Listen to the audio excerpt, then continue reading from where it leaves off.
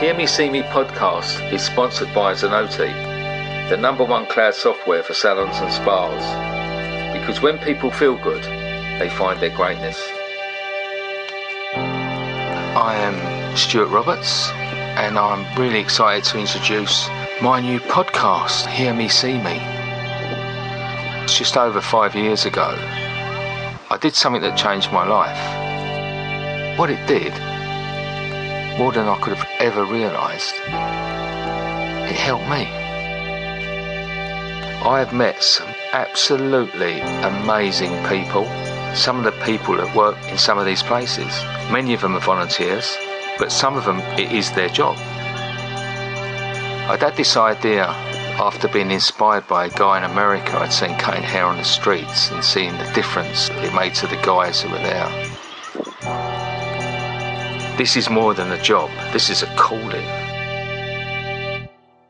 Hello, this is Stuart from Hear Me See Me podcast, and today I've got a gentleman who I've admired for a long, long time. The first time I saw him cut hair, I was completely mesmerised at what he was doing. I've since found out he's an absolute gentleman. Today I'm talking to MK. How are you, sir? I'm fantastic, to be honest. Yeah, feeling good. Enjoying life and enjoying life, and can't wait to get back on the chair, to be honest. Yeah. I don't know when this will go out, but we're only a few days from getting back out there, so I know we're all chomping at the bit. Yeah, definitely. The calls are just coming through, so it happens. Yeah.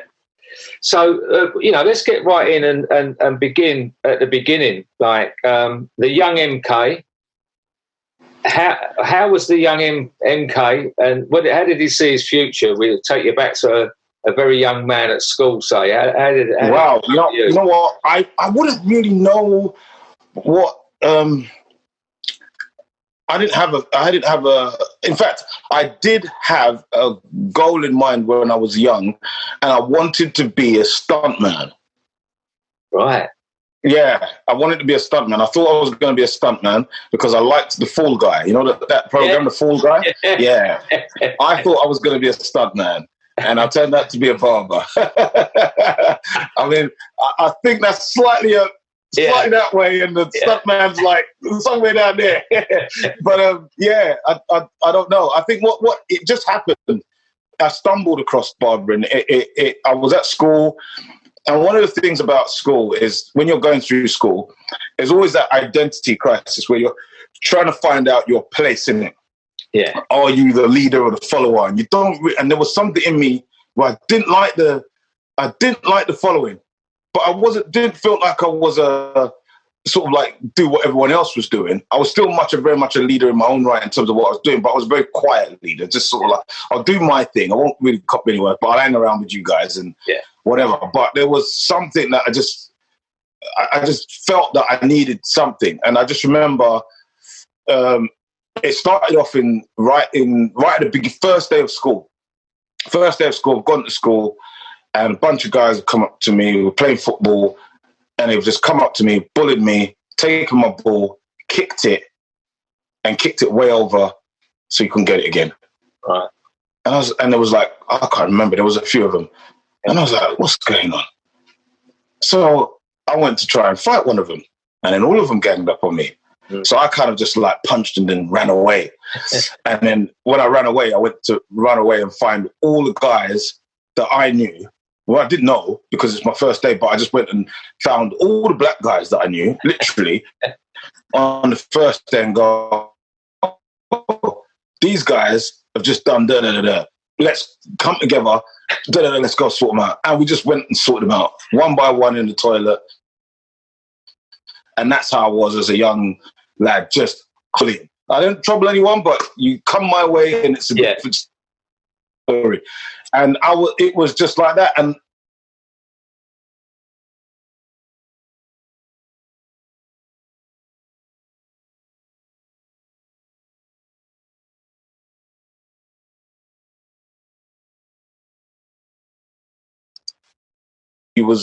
didn't do your homework and you had to wait after school.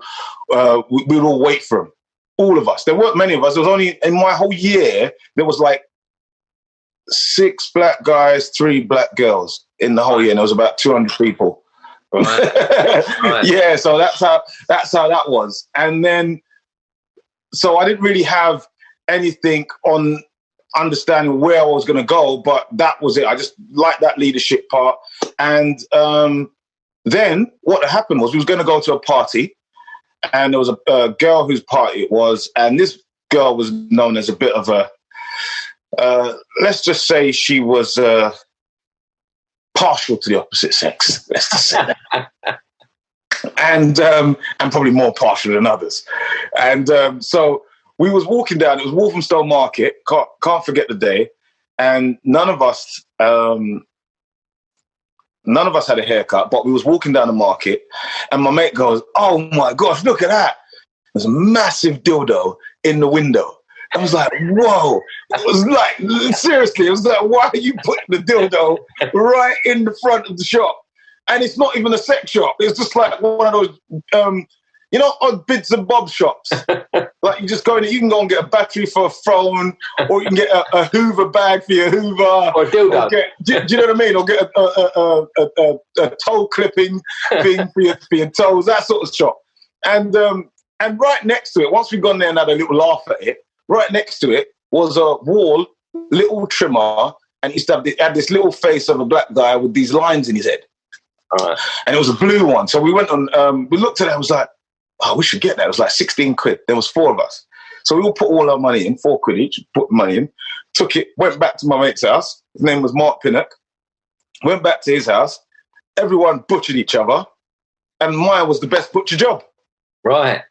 And from that moment, I was the school barber. And literally it just started like that. And I just got better and better.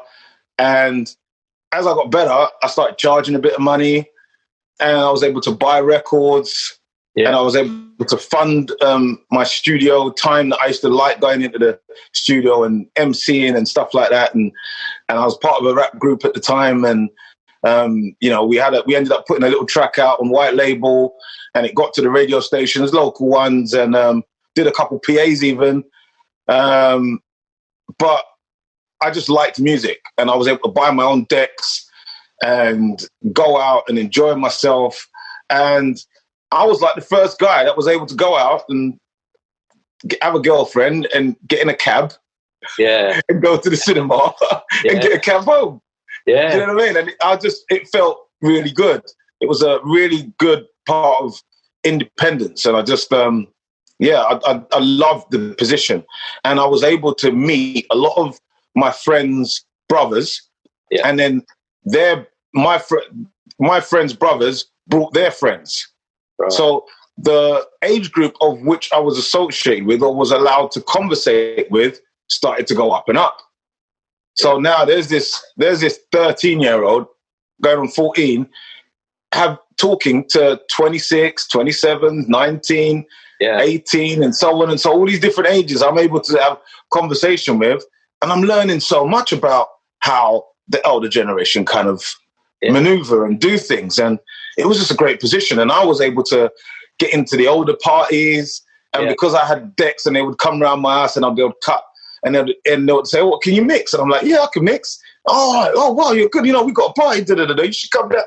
And I'll playing at older parties, and I'd bring a couple of my mates and we went to this party, and there was loads of girls there, this and that. And I was like, feeling like, I'm like the man, because everybody would just hear about the fact that I was able to, I'm like a 14-year-old and 15, and I'm able to go to 19, 21-year-old parties. Some of them I'm playing at, some of them I'm just attending.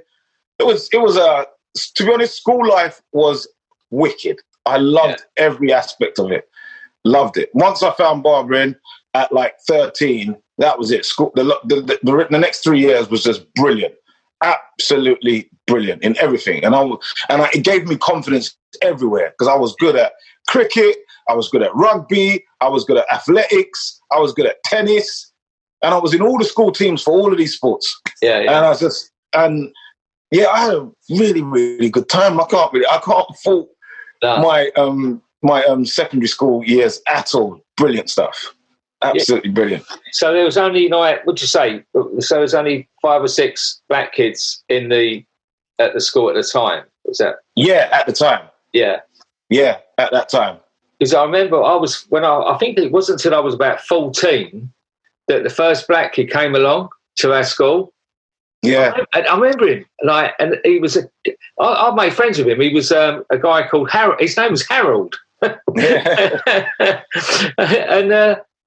but it was so surreal, like that we hadn't, out in Essex where I was going to school, he was, and I think back and I think he was the only kid on his own that, Yeah. It's bad enough starting at a school when you don't know anyone anyway.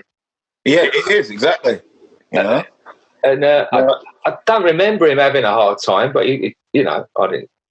I thought he was great. I try to like everyone, I think I got on a lot of people's nerves at that age. Yeah, well, so did I, but it was mainly probably my parents who were just trampling hair all over the house. Hair just being stuck in the carpet. I've never cleaned so much carpet in all my life during that time. It was just an everyday thing. And, just standing. And the thing is, I wasn't allowed to use the whole hose, the whole thing. I had to use just the hose, And then even when I was doing that, then my mom would complain and then say, no, get the broom. So I'd have to sweep it first to pick it all out of there. Yeah, because it's ingrained in, it's bedded in. You need to brush that out and then hoover it. So I have to brush every day, then hoover it up. Oh, I'm telling you. Yeah, but yeah, the good old days. But, that was great to get that jump start because, I left school at 16 and went into it.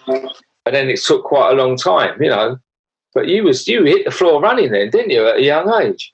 Yeah, I did. And it was really good because if there's one thing you need in life is confidence. But I knew I had that anyway because it was kind of in me. Like when it went to swimming, I'd never swum before, but I just told the teacher, she said, can you swim? I said, yeah, of course I can.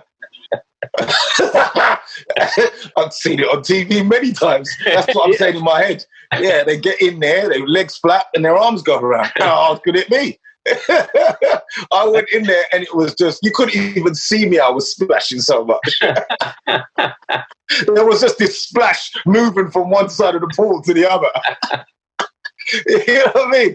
But that, I just jumped straight into it. Ice skating, jumped straight into it. Roller skating, jumped straight to it. You name it, whatever I wanted to do, I just went, yeah, that sounds like, you just got to do this, do that. Let's have it. So you could have been a fall guy. I could have been a stuntman, definitely.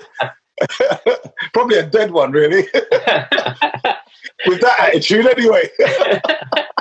So where did you So then did you get a job in a salon at some point, like when leaving school or? Well, you know what it was? I actually went in to do work experience. You do work experience in school. Yeah.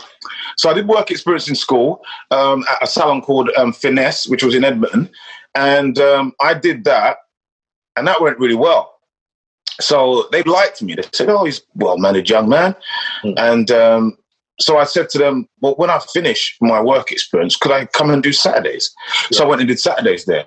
And that was where I had to learn my confidence because back then, you never saw a youngster cutting hair. There was no youngsters. I probably was the first underage guy in a barber shop cutting hair. Unless that person was related to the owner, I'm sure I was probably the first person that was under 16 in a barbershop.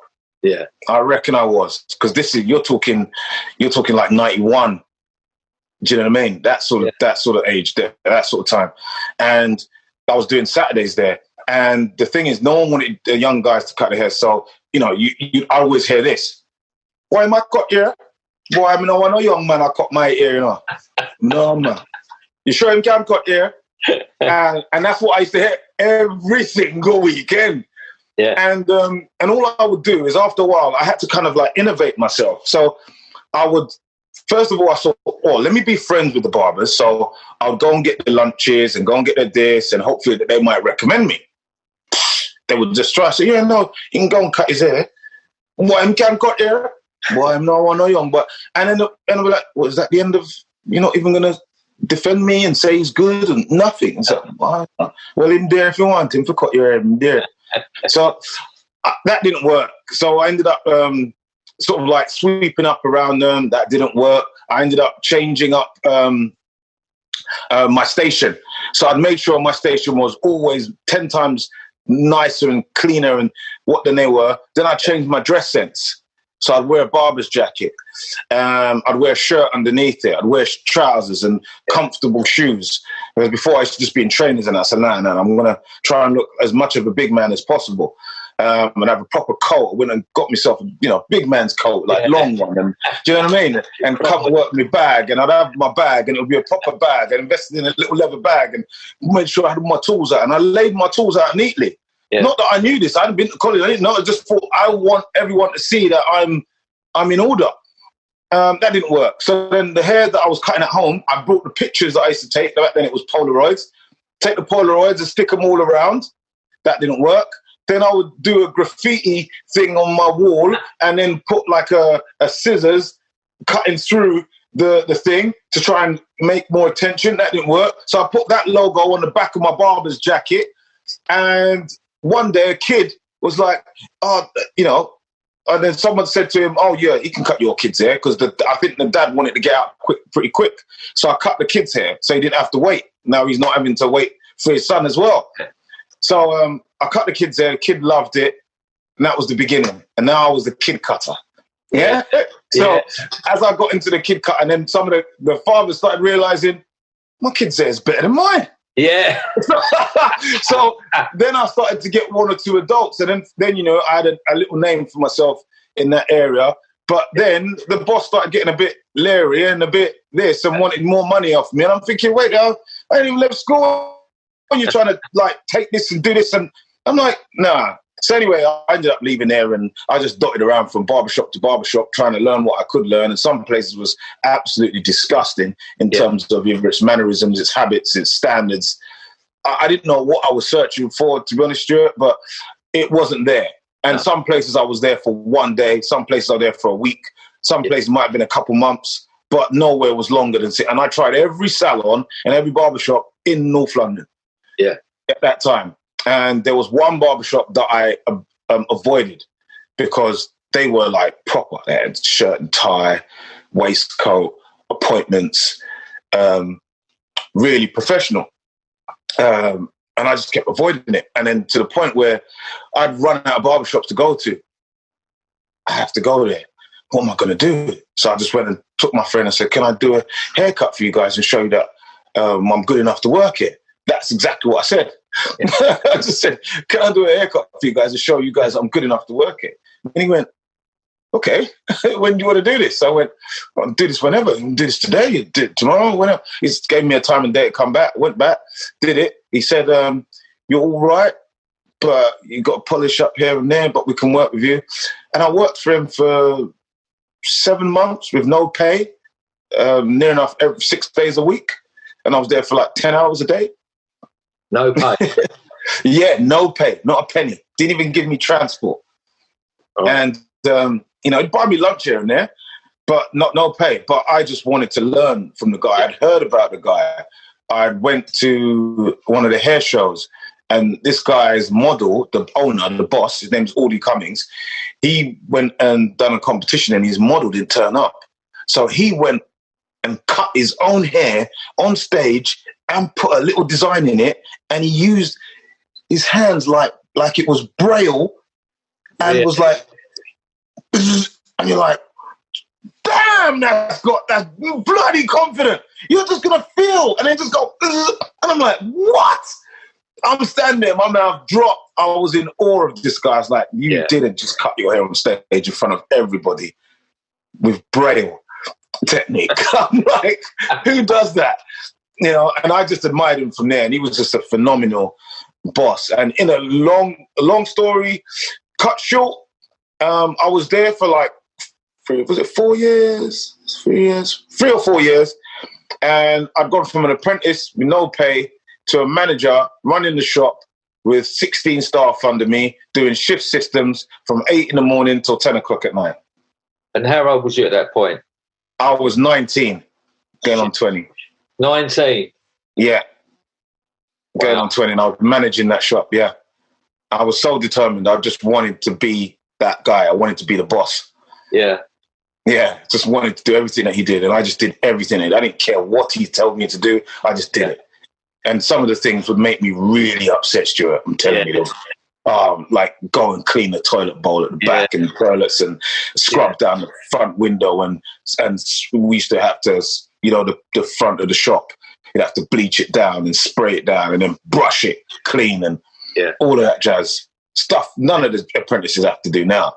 No. Along with cleaning all the products on the shelf, along with folding the towels, along with doing the laundry, along with and all that jazz. Yeah, But the pins out of the hair, sweep the hair up, and then all this hair on the floor. We used to have to pick the pins out so we didn't waste any. And we used to, because mine was ladies' hairdressers. It wasn't barbering. Mine was ladies' hairdressers, and we even used to have to the perm papers. We used to have to rinse them out and then put them on the windowsill.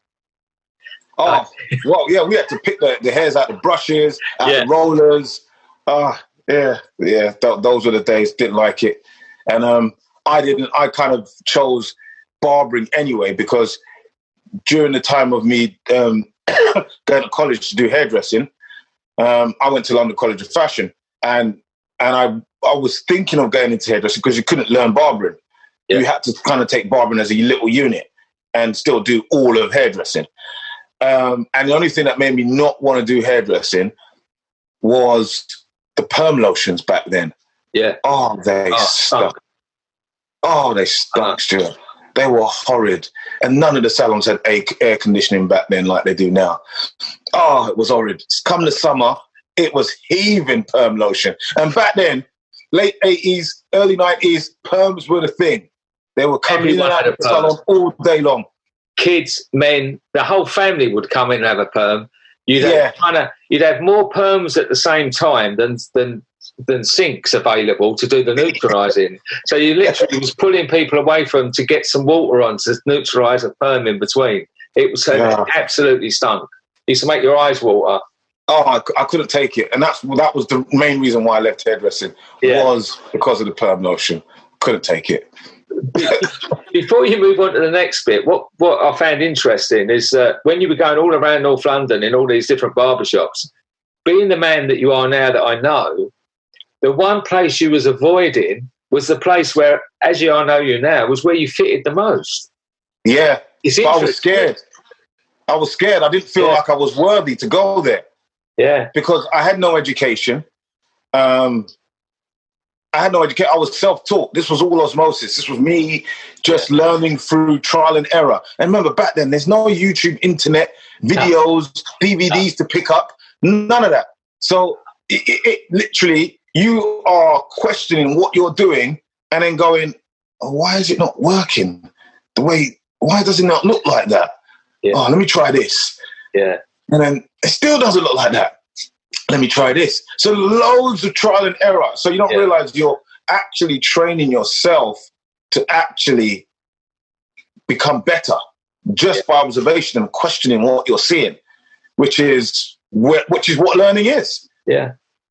But then what we do is an art form. So if you think about an artist developing his craft, it's the same thing, but it was more so like that then, wasn't it? Because you didn't have all these things to help, so you just had to find your way, and it's sort of probably like find your way around a canvas or find your way around some clay. Is you find your talent emerges, I suppose, after a while. Yeah, it does. But if you're not actually guided in the right way, like how my boss, Audie, he guided me. So he knew I had a lot of potential. And he's like, you've learned how to do this by yourself. And I went, yeah. And he was like, you're very good, young man. You need some polishing, but you're very good. If you're able to do this on your with no one teaching you anything, I'm like, yeah. And he was amazed at how good I was, having not gone to any form of school, read any books on it. I've just done it. And it's because of the amount of people I was cutting every single week. By the time I got to him, I was 16. I had 3 years of cutting at least 25 people a week. Yeah. You know, that's minimum. That's just being fair, because it was at least that. So, and with him, what he'd done is he taught me how to question, and that was the trick that I was missing. So, like a scientist has an object in front of him, and he has no idea what it is. Maybe he's never seen it before, newly discovered. First thing he's got to discover, he's got to go through a series of tests. Is it a solid? Is it a liquid? Or is it a gas? And then once he's found out which one of those it is, then he needs to find out whether it's flammable, permeable, soluble, all of those different things. He's got to go through the processes of questioning before he can decipher where this chemical or item or thing that's found can be used. And it's that line of processing that he taught me how to do in barbering. So that even when he's teaching me how to achieve something, he's giving me the processes to check whether what he's teaching me is correct or not, or whether there's a better way, or a more easy way, or faster way, or just a more efficient way of doing it. And that was, it was just wicked. Loved it there. But that's a game changer. That's his teaching us to break things down and then sort of build them up with knowledge, isn't it? Yeah, and the thing is, he wasn't the greatest teacher. He was just the greatest listener. And he always had something that would get your mind ticking. So he allowed you to be the best you. He wasn't trying to make you into him. Right. You would just be him because you're in his environment. But he definitely was more about you being the best version of you. Yeah. And that's what I really liked about him. And I love him dearly for that. Yeah.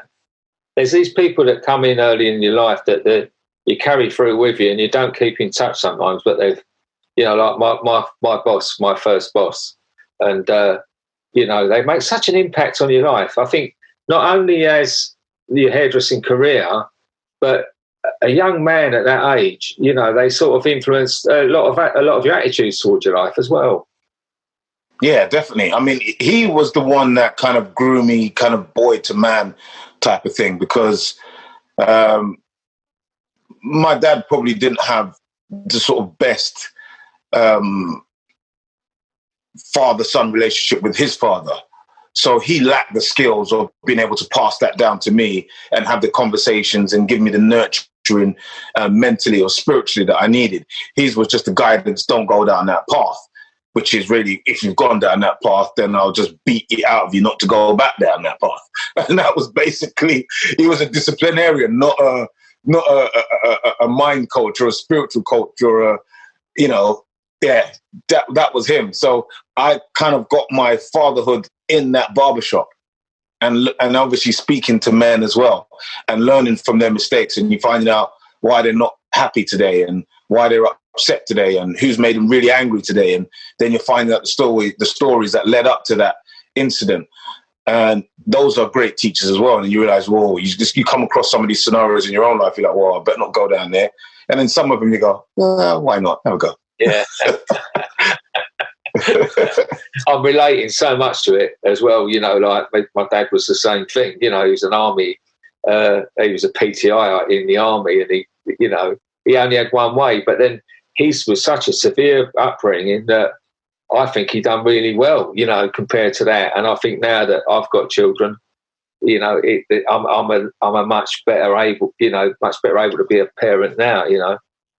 Yeah, definitely. I mean, they have allowed you to look at what they've done wrong. Yeah.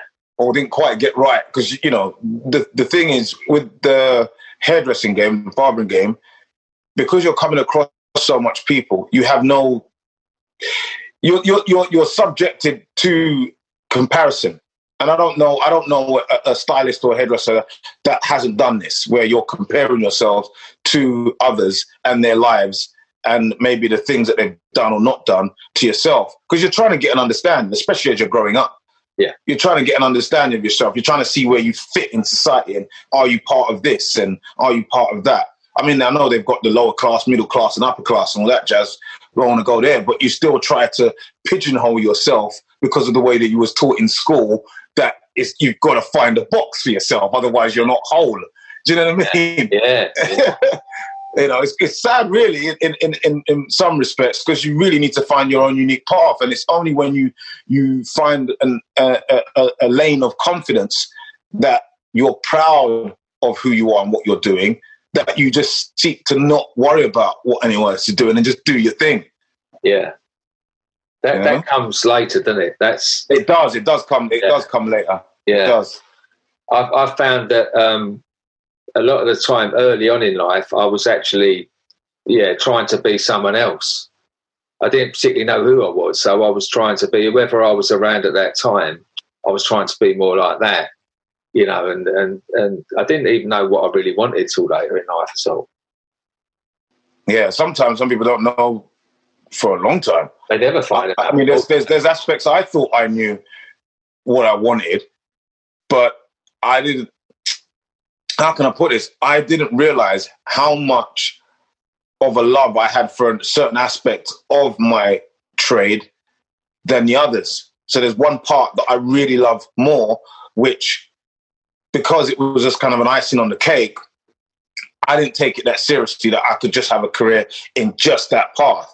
I thought it always had to be a case where I'd have to accept that that's just an add-on. Yeah. And I really should have, if there's any regret I'd have, I'll say I should have just pursued that avenue of pure joy that I had then. I still have it now, but I'm just saying I should have just gone at it full pelt. But when you enter different arenas in life as you're growing on, you go back to a baby mode again until you've kind of understood what's going on. And sometimes you stay there for too long and you can end up listening to too many people and too many wrong uns. And then you realize you've got to do it this way. And then you move up another stage in life and now you're a baby again and you're still doing, and it's just on and on. And you're like, you just look back and you go, I've been doing this for too long. I keep going in this thing as a baby. But you're meant to go in there with the baby hunger to grow, but not with the baby attitude where you need a mommy and daddy. Yeah. Do you know what I mean? Yeah. And it's not until you look back and then you realize, no, I've got to stop this. And you know, many people do it. Many people may, come out of it a lot earlier. But if there was a trait that I noticed looking back now, it was that. Yeah. Waiting to be nurtured. Yeah. Just because it's a new arena. Yeah. You know? Where did you go from that then? From when you was at that salon and then you said you had about 4 years there. What happened after that? When I went from that salon, I just literally left and tried to start my own thing. Like next door to my home, kind of just built something really small and just started doing that there. It was just like a little shed and just built something there and cut there for a little while, worked with a few people, and worked alongside a really great guy called Wesley Regis, who used to be one of a guy that I used to work with just before I started that proper salon that I was afraid to go to. It was a salon called Eve's Academy, and we had learned there how to cut hair with just a razor and a blade. A razor and a comb, sorry. Right. And this guy, Wesley Regis, he ended up coming to work alongside me at my shop that I built at my at the family home and built it next to it. And then we both went off after a good number of years. And we went and started a salon in a shopping centre. So we went to start the salon there. And, we'd really done really well. We put all this business plan together and we designed it. And to the point where I know we were doing well, because there was a point where we had done an actual business plan, but we'd done systemic business plan because we would read in books and stuff like that. And the floppy disk, I remember them floppy disks used to get in the thing, a little square thing. And the floppy disk got corrupted and we had to take it to a specialist to hopefully recover what was on it. And this was my first professional, how can I put it? It was my first professional notion of bureaucratic racism. It was my first notion of it. And what happened was the company was investigating us based on the floppy disk because they did not believe that two black guys from North London were capable of putting the work that was on this disk, and that they believed that we had stolen it. Seriously, police came around and asked us stuff. We were doing this with the Princess's, what do you call it? Princess's Trust. Princess's Trust, yeah. Our business plan was being done through the Princess's Trust, and they were assisting us and then offered us mentors and stuff like that. It was all our work, so we only had to point them in one direction, give them one telephone number, and that was the end of it. But it was just a fact that they had the audacity to say that there's no way that two guys that have never been to university, never been to college to do business degree or law could come up with a system like this. But we got our systems and ideologies from books. Sorry? You actually had the police come? Yes. No word of a lie.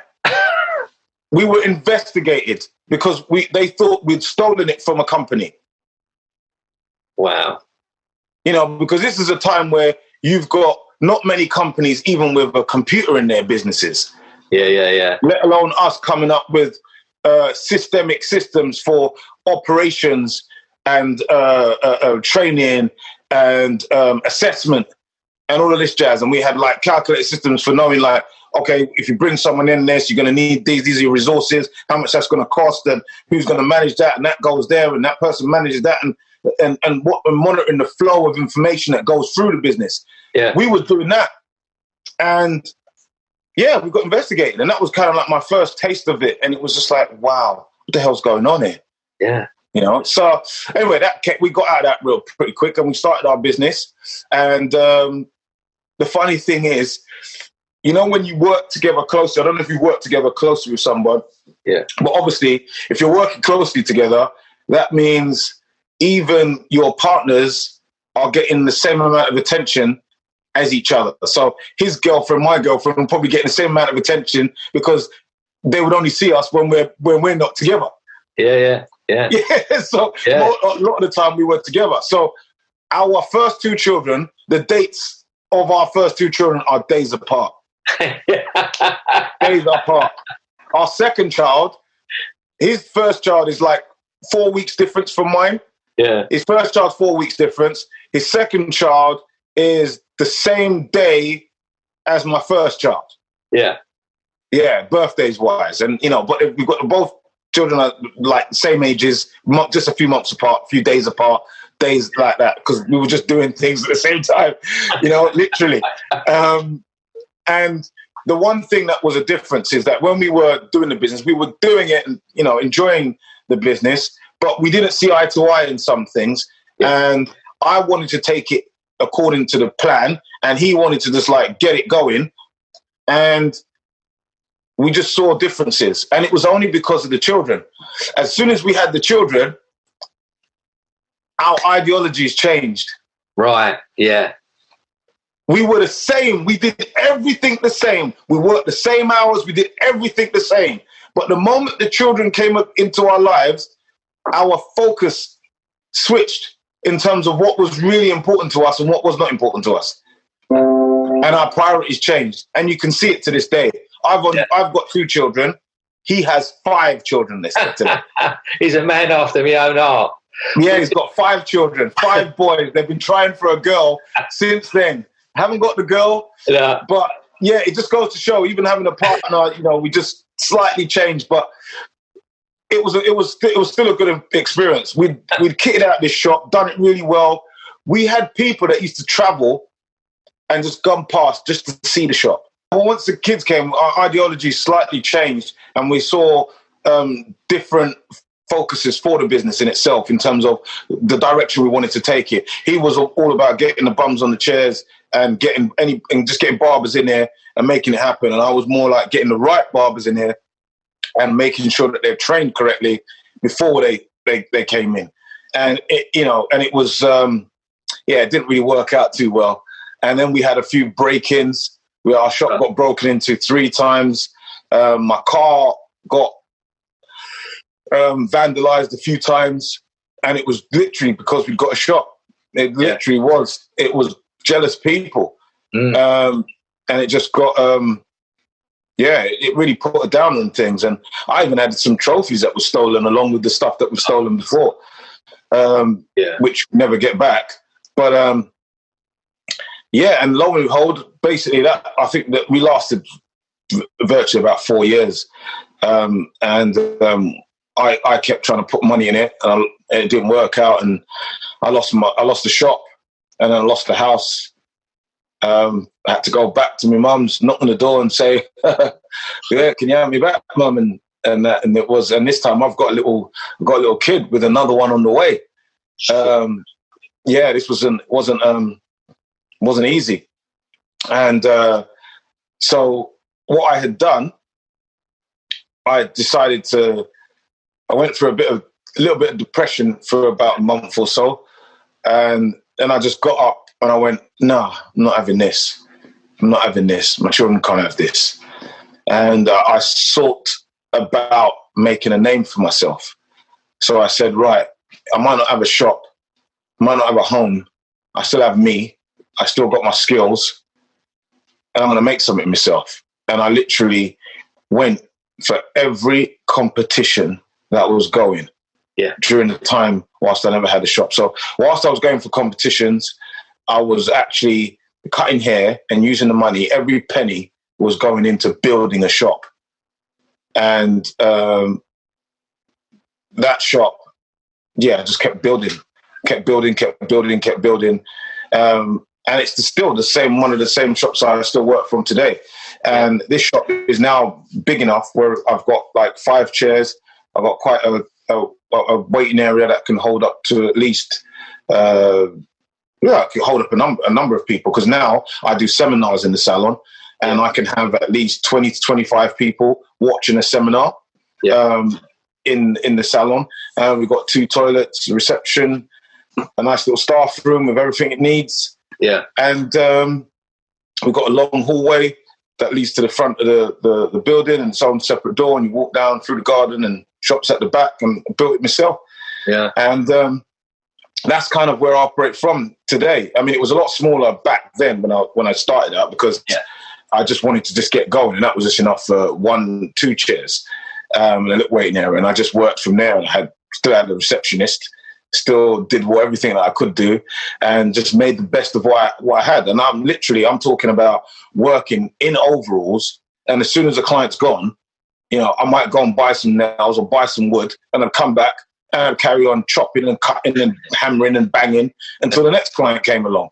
So there was a lot of time where I'm working around dust sheets and plastic membranes and just cutting in one little dust-free area whilst I'm working on the rest of it. Yeah. And I did that for 3 years until I was ready to open up in 2006. Yeah. And I opened up in 2006, and then 2010, I did another extension, and then I did my last extension in 2017. Right. And that was where I built the seminar area, so that we could then hire it out and allow other people to do it and do talks in here. And when we're not open, we still can make some money from the place as well. Yeah. And and it was just the determination. I said, no way. And I literally just said, no way. And the sad thing is, because at the back of the garden, it was just grass, and I'm not a builder, never done building in my life. And I'm telling my people I'm going to build a shop there. And my own people were laughing at me. Yeah. And that was hard to take, but I just did it anyway. And I literally learned on the job, and I had builders and plumbers who I used to cut, and I would ask them to draw me diagrams, tell me what I needed to do, step for step. And each time they came in, I'd say, right, I've bought the parts, how do I put this together? And they would help show me how to put it together. And then they would go away, then I would go and do it, and then I would just do it literally week by week. Sometimes I would have to go over to them, drive over to them, or go and see them and say that. Sometimes I went on the job to watch them, how they did it, helped them out, bought them lunches, did all the things, swept up, cleaned up after them, just to learn how to do the next bit.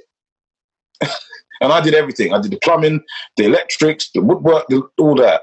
And the only thing I paid The only thing, sorry. That's all right. That was me.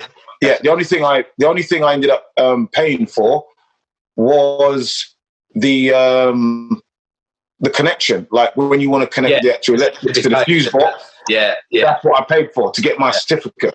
You know, because they would come along and check my job, so I'd pay them to come and check it as I'm going along. They go, yeah, that's right. And that was the cheapest way of getting the job done. Yeah. You know, and that's what I did. And even in the last extension I did just 3 years ago, I went back to the same old because I said I've got to save money.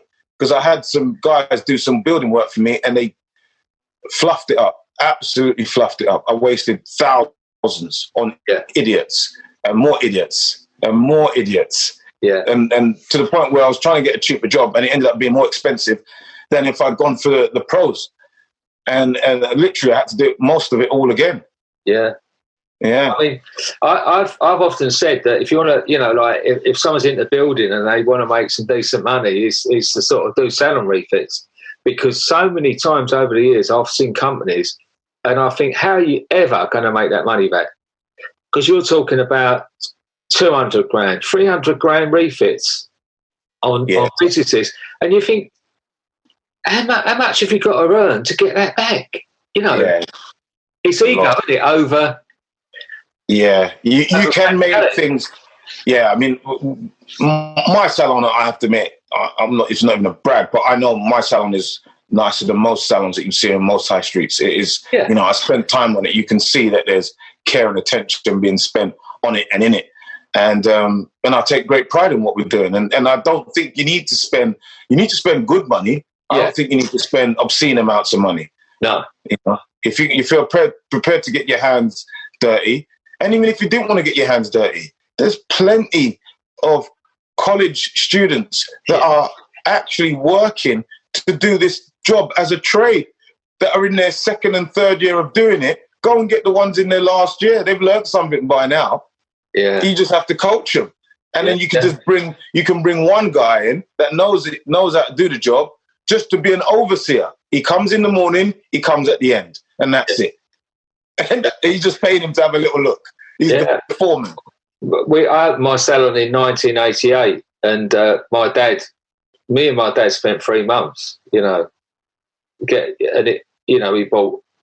We just completely renovated the whole building, and but you had that sense of ownership and pride on it. You know that when you did finally open the doors, I mean, maybe I could have opened up. Or what I didn't think about was the fact that I lost 3 months' money. So maybe if I'd have got a big company to bang in, and I'd have had 3 months' turnover to pay them, you know. But I don't know. You live and learn. I was never when I opened the business. I wasn't a businessman. I was a hairdresser. I've been hairdressing 10 years. I was only, you know, like I was fairly young as well. I sold my house to buy the building. I bought the freehold building. I was only at that point 25-ish. And then so I'd only ever just cut hair. I'd never been a manager. I'd never done anything like that. So I made many, many mistakes, and I learned as I went along, you know. But I think that's sometimes the way, you know, if you fly by the seat of your pants a bit, it's the best way of learning in a way. Yeah, you do develop a good backbone. I mean, I'm pretty much the same. I didn't, you know, as much as you couldn't even get barbering when I went to college, let alone getting a business to go alongside it. Yeah. I mean, and even if you did do business, you'd get some core foundation of business in general. But understanding hairdressing business, that wasn't there, you know, to understand how to look after your clientele and help you with that side of things. You've got to learn that as you go along. But yeah, the business side of things is something that a lot of people in our industry need help with, because we're what's known as Michael. There's a guy called Michael Gerber, and he says it so well. He says most hairdressers and barbers, we're technicians suffering from an entrepreneurial seizure. And it's never a true word said. Because if I had known in the beginning that running a barbershop has got nothing to do with barbering, And now I'm focused more on getting out of the salon and focusing on helping other people do what I've done. Yeah, and managing a group of people and helping them build their careers. But I think I'm in a much better place now to do that. Yeah. And so that's a big part of your future, is it? Very much so. Mainly because being behind the chair, my mind is doing so much right now that I'm doing the world an injustice by staying there when I could be helping them in much bigger ways and better ways, not being constrained to that one chair. There's only so much you can do there. But going away and being away from that, there's so much more people I can help and assist and create. And that's pretty much a lot more of where I want to go for the future. Yeah. I think even in this day and age, even though the industry's moved so much far forward from the days we're talking about, that now people are aware of business and, you know, they are actually running a business as well as working as a salon. But so many people don't get away from the chair enough. Even there's so many still like people that are running a salon or a barber's, and they're just behind the chair too long. They don't take time out of it to actually run a business. No, and I've been very much a victim of that myself. Not running it as well as I should have for a number of years, and just fly by the seat of my pants type of thing. But now understanding what it is that one needs to do to move forward, I've taken it a lot more seriously and gone right back really to how I was when I was telling I got investigated for my floppy disk. Yeah. Because systemically everything has to have a system in it, and it's like if you're going to do something, it doesn't matter what you're going to do. It doesn't matter how small it is. I don't even care if it's sweeping the floor and mopping it. If there is a way that you're doing that on your floor to make it look as shiny, and I like my floor shiny, I like to see the reflection of other things in the room on the floor. I don't care what's going on. I want it to look like a mirror. It might be a dark mirror, but it must be a mirror. I must be able to see everything reflecting off it. So there is a way that we sweep and mop the floor. But yeah, if there is a way, I've actually got to have that written down for how it's done, how you do it. And as much as you might think, well, it's just sweeping and mopping, isn't it? Until you get an apprentice come in and do it and you're going, oh my God, where have you come from? Then you realize, no, it's not as simple as you think. Oh. And that is with every single process in the business. If it's not written down and it's in the mind of the owner, then it doesn't really exist. No. And it all depends on whether you're switched on that day, whether that department of the business is open or not. Yeah. That's so crucial. I mean, over the years that I came across it, because at one point I worked with Alan Austin Smith, and I was doing the coaching, and I learned so much myself by coaching other people. But I was quite shocked that when I went to coach some salon owners, that so many people work. Like you say, there aren't systems in place, so everyone sort of, and a lot of the time they're quite well functioning salons, but they haven't got sort of systems there. So sort of people are doing everything by instinct, but you can't replicate that. You can't, No, and the standards change all the time. That's the problem. Yeah, 1 week you're doing it really well, another week you're not doing it so well, and you need everything in its place, and a place for everything. So once you've got your salon in order in terms of aesthetically, and then you've got the products and the resources that it needs to do those things, then all you have to do is then look at when you use it, why you use it, how you use it, how you store it, how you look after it, how much it costs, and how long it's meant to be there for. And once you've got that in place, you can now have all the things that you need to train the people to do it, to know what the costs are of doing it, know how long you're spending on something, to know how much something costs, and so on and so on. And you can put a cost to almost anything when you ask those 7 questions. Because without it, you can't actually put a cost on it. And if you can't quantify it, then you don't know if you need to do it or you don't need to do it. Amen. Yeah. Amen. It's like, because that's the thing, and I saw it so many times that, and people don't even have a handle on profitability, you know, because without profitability, all you've got is a hobby. Yeah, I noticed that a little while ago, and I realized that when you're kind of just going through the motions, and you don't actually look at all those things, and it's at that point when you realize, I haven't got the time to go and cut hair. Yeah. There's too much to do. Yeah. There's like 6 departments in this business, and you're only doing like 1. Yeah. So for all of the days that you're cutting hair, all of those departments are closed. Yeah. And if you're not careful, the last one that will be closed as well. So there'll be nothing. It's not, and then we go to this current time. On top of all of that, what we've just explained, that this is why people just see it as a business that, you know, it just runs itself and out.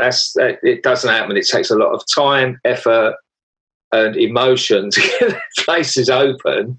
But then we've been hit now in the industry with a pandemic where our doors have been closed. How's that related to you and your business? Well, you know what, it's hurt it a while, but it's allowed me. I knew from a long time, and this is the reason why I work the way I work and work where I work, because in the beginning, obviously, as I told you, we know a partner that we worked, and as soon as we had children, we saw differences in terms of the focus.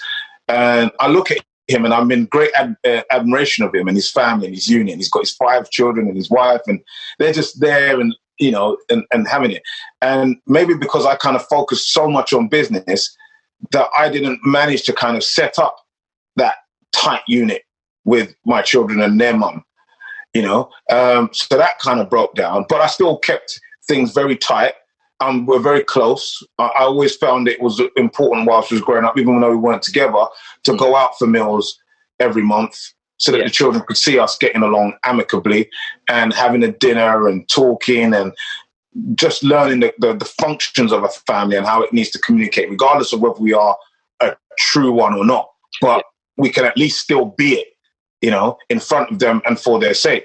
And for that reason, I changed the way that I work. So I kind of only worked sort of like 3 or 4 days a week so I could spend more time with my children when need be, or spend more time on my business, which made me just say, well, you know what, let me keep it in a place that I own. So the shop that I have, I own it. We own the property. We've got freehold. We're not paying no rents and stuff like that. So therefore, I can afford for situations like this to occur and it not actually hinder me in such a way. Not that I foresee this happening, but I foresaw the fact that I knew I wanted more time with my children. And I'm so glad I did that, because the bond that we have as father and son is really good. My children are like, you know, 6'4" and 6'1", and they're bigger than me. Yeah. But they will still hug me no matter where we are and say, "Love you, Dad." Yeah. And if I had to work that hard just to make that happen at this age, and it doesn't matter where they are, whether they're in front of friends, anywhere, they will still say, "Love you, Daddy," even on the phone in front of their friends. Yeah. It was worth it. It was worth every moment of being away and doing that, just to have that closeness there, and them still say, and even now and again, I still catch them. They'll still say, "Yes, Daddy." Yeah. And then sometimes I'll say, "Dad," but they'll still say, "Yes, Daddy." And I'm like, wow, you lot still say, "Yes, Daddy." And then some people catch them, they go, "Ain't that cute?" And then they catch themselves and like, oh, ain't that cute? You know what I mean? But yeah. So, you know, it was all about understanding to say to yourself, you know what, whatever, regardless of what you're doing and where you're doing it, understand what you want out of this life. Do you want more life, or do you just want to work? Yeah. You know what I mean? Because people you can work really hard, and I've seen it in my clientele where they work really hard and they might have a good lifestyle, a big car, a big house, but the relationship with their children is not quite there. And you can see it with the behaviorisms that the children have when they're sitting in the chair, and the parent is trying to discipline them, and they can't, because you're not around that much. So they don't take your word seriously. When you say stop, they're like, you don't mean stop. You mean just carry on a little bit, don't you? That's what you really mean. Do you know what I mean? When you see that sort of behavior, and then I'll have to tell them and take a stance and just say, look, young man, sit still. Otherwise you're gone, you know? and little things like that. And you realize this is why I spent the time that I needed to spend, because discipline's important, respect is important, and most of all, love is important. So it is about designing your life and saying what you want from it. And when you look into the future and say, this is what I want from it, what do I have to do now? You have a quick glimpse for where you want to go. You look at where you are now, and you quickly start doing the things that you feel will enable that to happen. Like guaranteed. You don't really necessarily care about the glam and the fame. I know, you could go out there and get the high street and be out there and have loads of this and that. But if you don't want that headache, then don't go and get it. No. You don't have to get it just because everyone else is doing it. Do you want to cut hair? Yes. Do you want to have clientele? Yes. Do you want to have a business clientele? Yes. Do you want to have an organized business where you've got people that come in for appointments and book next time? Yes. Do you want them buying your products? Yes. Do you want to have people that don't moan about your prices? Yes. So then just go and target those people and get them. And then start looking at where they go, and you socialize in those areas, and you take your business cards and you always have them with you. And you just have fun in life and meet new people and tell them, you know, when you're free, come down, pop down, have a haircut, have a chin wag, and get a consultation. I'd love to tell you what you could do with your hair. You've got great hair. You're not doing it any justice, mate. You know, and when you're doing that, maybe with his wife, say, go and see him. And then you just get clients like that. And I literally got clients from just going around and just talking to people and just being friendly. And that was what I did. And now I'll do it. Sorry? That's infectious. Sorry to cut you in, but you got me, you know, like that. That simplifies the desire to succeed, and how simple it can be. Yeah, because you as long as you're doing it for you and how you want to live. So if you want to live in a particular way, then say, well, maybe I don't need that big high street. Maybe I'll just go and get a smaller shop in another place. Maybe not on an A road. I won't get a B road. I'll go on a C road. And then that way, on that C road, I've got much lower rents, which I can deal with. And all I have to do is have high intensity on marketing. And I can do that with just my lifestyle in terms of where I go. And getting closer to my friends and my friends' friends. So I go where they go, I go do what they do, and I advertise to my friends. And if my friends are not actually wearing the best hairstyles that I can provide for them, then you're doing yourself a great injustice. Your friends are meant to be looking banging. Like, everyone needs to know that you're their barber, as far as I'm concerned. And that's how you grow it, you know? And then that way your friends will be really proud of you. And they speak about you with pride, and you just let them know that you look fantastic, thanks to me. I mean, some of it's to do with you, but thanks to me, you look great. you have to have a bit of cheek with it sometimes, you know. The thing is, MK, that I've said, you know, like there's a lot happens in our industry, and you know, you take yourself very seriously. I do, in terms of what I go about doing. Like, for instance, you know, when I came onto the scene in professionally, 98, and in 98, Salon International at Wembley, I'm like the only black guy in this show, along with Chris Foster. So it's just me and Chris Foster. And we're going on the wall stage and we're showing the world who we are. And we used to have people in stitches, literally just laughing. But at the same time, at the same time, them laughing, they were just sort of like, not just laughing, but really enjoying it. So I've got to take my wire and plug it in the actual phone. So I'm going to move the phone slightly because I saw the percentage going down, and that's why it kind of blacked out a bit. So I thought, well, let's just sort this out. So so going there at that time and going in that competition, I realized, wow, I've got to step it up. I've got to make sure, right, because at the end of the day, they're going to notice me. There's no way I'm going to be able to walk into a European hair show and not stand out. I'm going to stand out like a white guy at the Million Man March. Do you know what I mean? So I said, well, I'm just going to be the pinnacle of what I believe is a professional barber. So I would make sure that my dress was all right. I'd make sure that I'd read my textbooks every time before I do a show. That's a constant thing I always do. To this day, I still do it. I'll read a few pages of a textbook. And it's just to get my mind in gear, get myself knowing that that is the stature that you're going to be expected to uphold. That's the standard. This is a book. I probably know it, but and then to just read it, remind yourself, this is how you're going to have to speak. You're not on the layman's terms. You're not having a little chin wag and a jolly. You're going to go out there and do your job. But at the same time, you're now going to put your personality into it as you do in the salon, but you're still going to do that on a level because you still need to make people enjoy your demonstration or enjoy your teaching and enjoy you as an individual and kind of like get to know you. So you've got to mix your profession with your personality, with a story, and then the sales, all at the same time, and deliver it within sentences, paragraphs, phrases, stories, actions, all at the same time. And that's what I used to do, and that's what I used to take seriously. And then on top of that was my appearance. It had to be pristine. I didn't care what I was doing.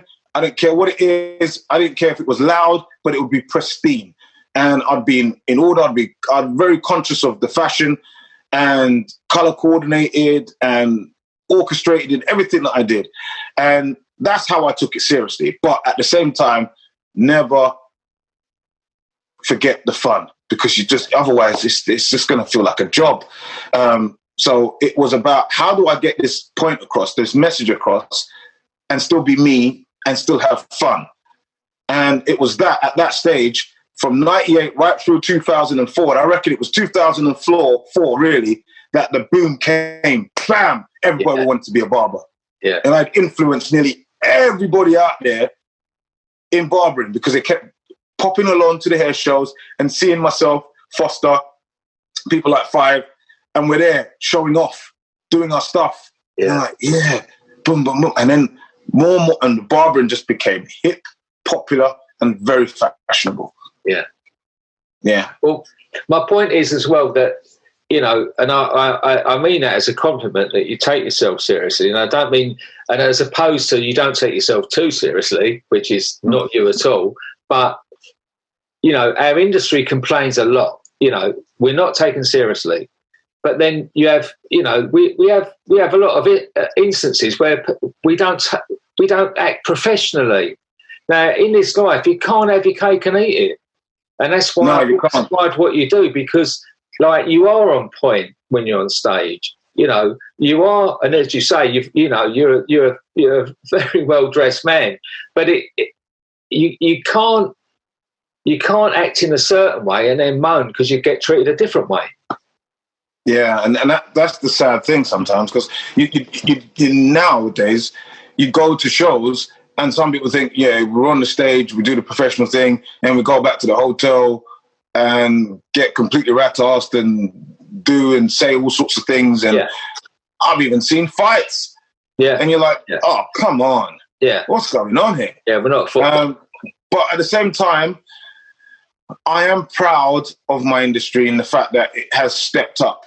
Yes. It stepped up massive leaps and bounds. Yeah. And it's great competition that is all around the country. Yes, there was a large number of people messing it up for the rest, but I think you probably go into many industries and find the same crap, really. Yeah. But it's just the fact that the ones that ruin it tend to be the loudest. I don't know why. Well, they're the ones you hear. Yeah, they're the ones you hear and the ones you see, and you know, and there's this there's a particular look that that is there as well, and you know, the young guys are coming up and they've got their looks and they've got their fashion, and you know, I don't want to sound old and start chastising the new ones that's coming up for the way that they are, but just don't compromise the way that you are for the whole of, like, just remember that you're still representing something. Yes. And and what is this thing that you're representing? And would you want your 16-year-old son just coming into the industry to see you doing it this way? Yeah. And I think if you take that stance to say that I'm an adult at any time, and I'm a parent at any time there's anyone younger than me in my presence. Because that's how I do it.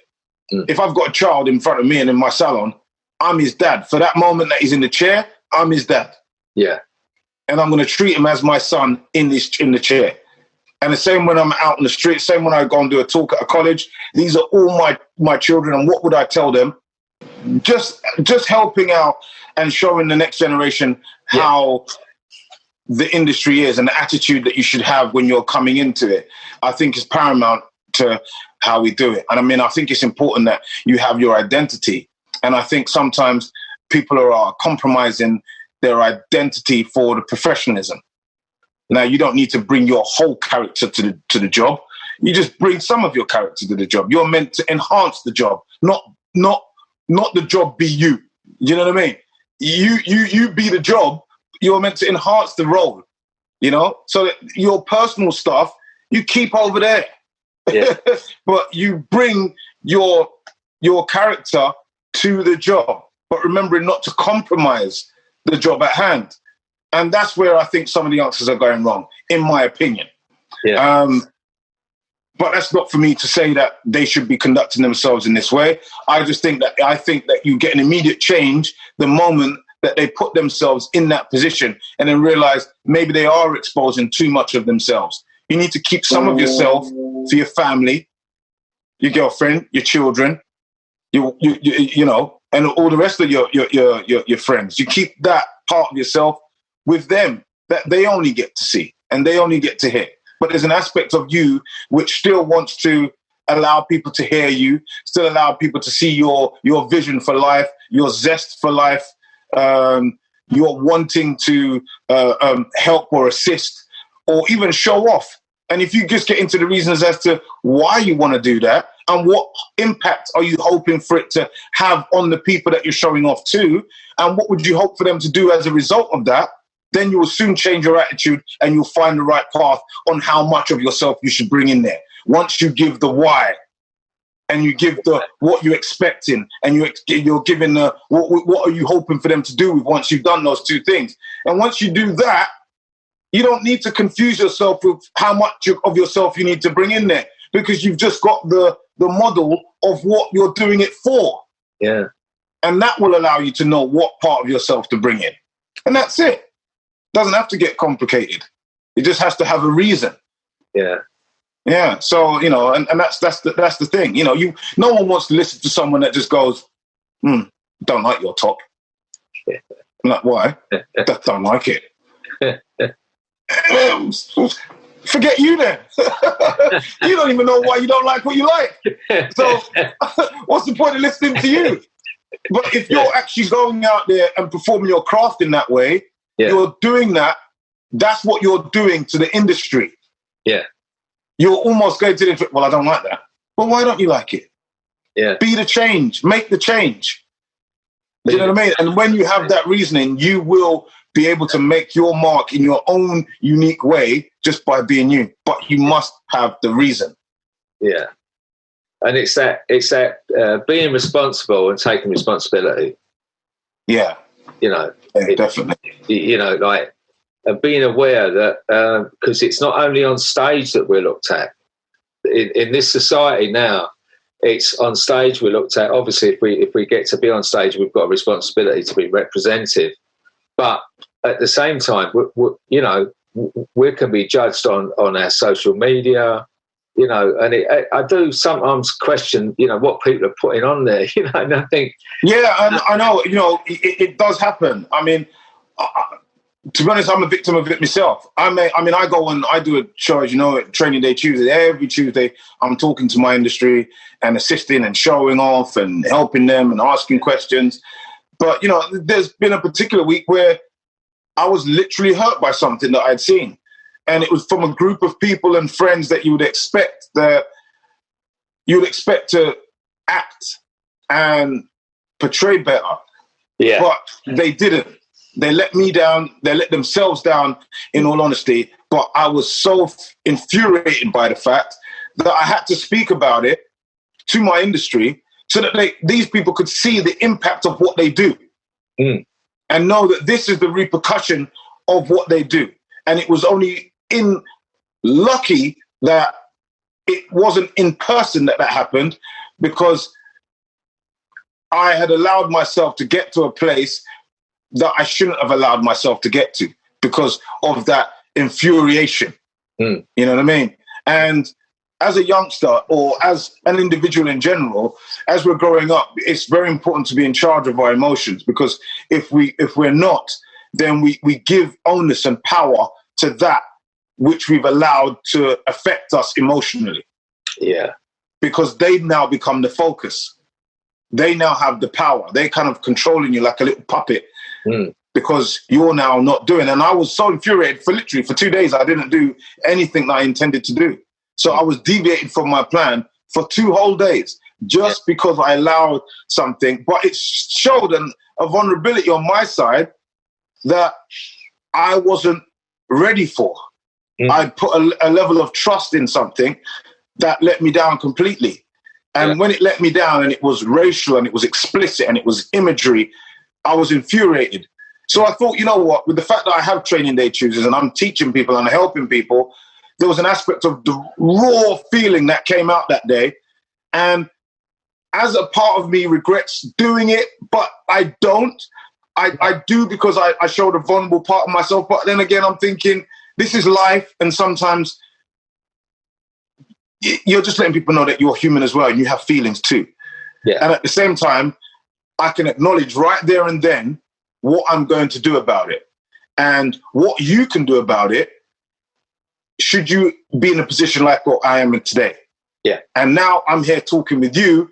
Upon reflection, this is what I will do in the future to not allow myself to be here. Yeah. And to avoid you guys feeling like how I'm feeling now, this is what you can do now to build up the power to not allow people to affect you like that. So it just became a lesson for not only me, but for everyone else as well. So I was kind of using it as my own therapy session to kind of talk to people about how I was feeling and about what I'm noticing about myself and what am I going to do to fix it. And what could you do to fix it, to build up your strength? Because the strength doesn't come because you've gone gym and you can pick up weights. It becomes on how you bounce back from adversity. Yeah. And you're only able to kind of bounce back from adversity when you have invested in those people around you. Yeah. So the people around you, if you've invested in them, when you're down, you can look upon that investment for them to help build you back up. Yeah. But if you've not invested in them, then they're not going to be there to help you. No. And why would they want to help you? You've never been there for them. So you have to then now look back on yourself and go, who's around me that's important? Like, what would happen if something happened to my mother or my sister or my brother or my children or my partner or my friends? And what would happen? How would I actually feel if they were gone from my life or they didn't want to be a part of it? How would I actually feel? And from that moment, you knowing how much they mean to you is the moment that you have to recognize that and then go, this is what this relationship deserves, because I've acknowledged what this means to me. And I will ensure that I at least try to call them, at least check on them, at least turn up for when they invite me somewhere, and I'll do this and I'll get involved in that and I'll ask about their children and I'll let them know that when they did that for me, how much I appreciated it. It doesn't matter if it's years later, because if there was repercussions, a ripple effect that affected you and changed your life because of that assistance and that help, let them know. I think it's so important because I saw something in, I don't know if you're familiar with Tony Roberts. He was a barber and he lost his life to an illness recently. No. And, very experienced barber. He kind of revolutionized Milton Keynes with his barbering and trained a lot of barbers that went and opened their shops in Milton Keynes anyway. It was one of the first barber shops in that area and kind of built up that area and the standard of barbering in it. And he recently passed away and I went to see him, fortunate enough to see him before he passed. But there was a strength in him that he made me feel almost ashamed that I was taking pity on him because he was in a life-threatening illness. Yeah. But there was a strength and a buzz about him, and he had this impact and feeling for now. Like he understood what the present meant. Yeah. Now, I understood it, but I think at that moment, I overstood it. Yeah. Because he was so into the conversation that I was having with him. He was so into the conversations that he was having with everybody, his wife, his staff at work, and he was ready on the phone to help. But this man's about to die at any point, at any moment. But yet he's still giving because he understood, he overstood at that point that the present is the present for a reason. Yeah. And if you don't choose to unwrap that present, then there's no gift. It just sits there. Yeah. It's not a gift until you unwrap it. It's just a box with wrapping on it. So you have to unwrap it before you can get the gift. It only becomes a gift once you open it. Until then, it's a box with wrapping paper. And that's it. That's all it is. Yeah. So, and when I saw that, I was like, wow. And I looked at the wife. I don't really know the wife, but I saw the power that she had put in him. Yeah. I saw the energy. And then I looked at her and I'm seeing the power that he's put in her. And I'm like, wow, that's it, man. Those love tokens, you got to keep putting them in there because you don't know when you're going to need to you don't know when you need to make a deposit. I mean, what do you call it? When you take the money out, you don't know when you need to take the money out. So you need to keep depositing your love tokens because you don't know when you need to make a withdrawal. You do not know. And at the day that you need to make it, you're going to need those love tokens there. I said probably that one of the nicest expressions I've ever heard is love tokens, making a deposit. It was an eye opener to see that, and it let me know just how important it is for love in a relationship, and it is the highest vibration and attainment that man can have. Doesn't matter how much money you got, doesn't matter how much salons you've got, doesn't matter how many clients you've got, how many cars, whatever. If there is no one to share it with, it means nothing. No, of course. Ever tried to tell a story to someone that wasn't there and it just loses its zest, doesn't it? Yeah. It loses its power. You just need the other person that was there with you to just be there whilst you're telling it, just to give it a bit of oomph and a bit of, a better story and belief in the fact that they were there and they experienced it. So, if a story lacks power just because someone weren't there, then a life without having people to share it with is going to be a dead story by the time you come to share it. And by the time you come to share it, no one wants to listen anyway. No. Right. And that's the thing that you don't want. So and that's what's made me kind of change my life around and made me focus on my industry and barbering in a different way. Yeah. And that's what made me love teaching, and it made me change the how can I put it? Change the affiliation with my industry. And it was mainly because of my children. Yeah. Because my children made me realize that I cannot teach them to be a child. They teach me to be an adult. Right. So they taught me how to be a parent. And that's when I realized that what I could get more out of teaching. I could become a better barber and a better stylist from teaching, just as my children taught me how to be a parent. Yeah. And that was how I looked at it. And and just life just got better and better from then. And I was just able to just go around the world showing off, doing haircuts. I never thought I'd be in Japan or Russia or Italy or Spain or France doing a haircut. It's just a haircut. Back when I was 16, I think, well, who's going to want to come and see a haircut? Do you know what I mean? And lo and behold, the world wants to see a good haircut. Yeah, I mean, I've seen your work, and at the end, when we put our, when this goes out, I should put all the tags to your Instagram and stuff like that. And I really encourage people to go on your Instagram and go way down and look at all the stuff that you've done over the years. It's just the work you've done has been incredible, and thank you, man. I've really inspirational what you've done. Yeah, I've really enjoyed it, man. Really enjoyed it, and I've had a new spark of life as well after Mike Tyson is trying to come back in the ring. I saw him training and moving really. He was moving fast. It was absolutely wicked. I don't even care if I only get 2 minutes to see him do a great job. Like, he could have just 2 rounds of a fantastic 2 rounds and he just fades out after that. I don't care. But the fact that he's gone back to the gym, slimmed right down, and he's near enough the same weight that he was when he was like 18 is like magnificent at 53. Like, come on.